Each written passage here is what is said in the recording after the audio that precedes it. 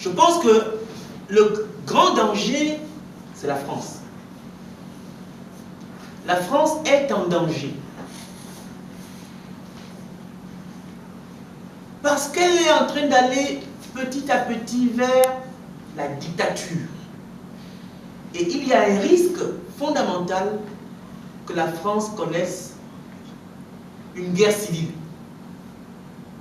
à un moment donné.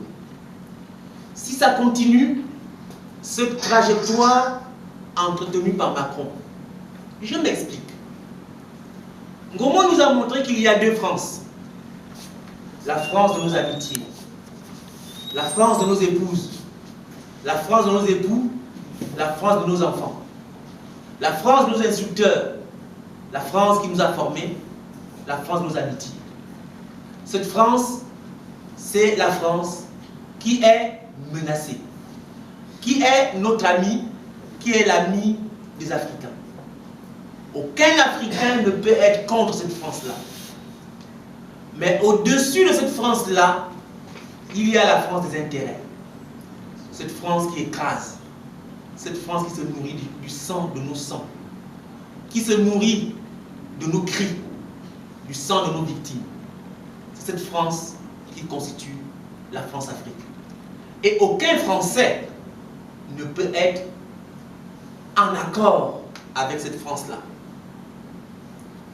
Aujourd'hui, on voudrait nous faire comprendre que en Afrique, il y a un relèvement de voix, un soulèvement anti-français.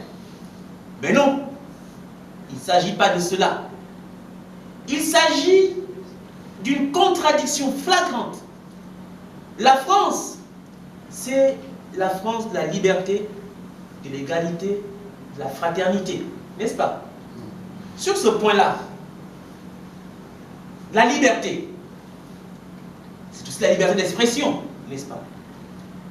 Et un philosophe allemand, Emmanuel Kant, écrit un livre intitulé « Qu'est-ce que les Lumières ?» Vous connaissez la réponse?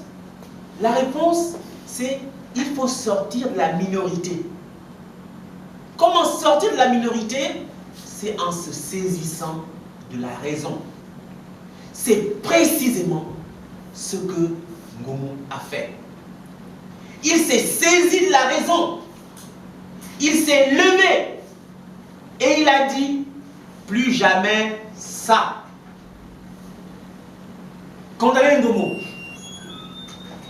Mettez Ngomo en prison et mettez en même temps, déchirez tous les textes, les thèses des africanistes dans nos universités. Fermez les facultés de philosophie africaines. Fermez, brûlez tous les livres africanistes. Et vous comprendrez aussi pourquoi Aimé Césaire n'est pas enseigné dans les écoles françaises. Parce qu'il simplement, il a écrit le discours du colonialisme. Si Ngomo est donc en prison, aujourd'hui, c'est la France. La France de la France-Afrique.